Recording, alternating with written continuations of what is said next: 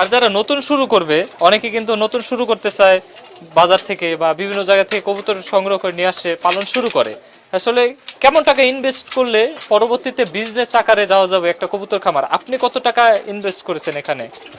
আমার প্রায় first time আমার ঘরটর করে আমার মোটামুটি 40 থেকে 50-এর কাছাকাছি গেছিল। 40-50 হাজার? হ্যাঁ, তাহলে কতগুলো খোপ আছে, কত জোড়া পালন করা যাবে এইটুকু জায়গার মধ্যে?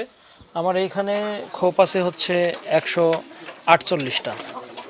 148টা অনেক, তাহলে তো মোটামুটি দেখা যাচ্ছে 80 জোড়া তো পালন করা যাবে এখানে অনায়াসে, তাই না? হ্যাঁ, অবশ্যই। আপনি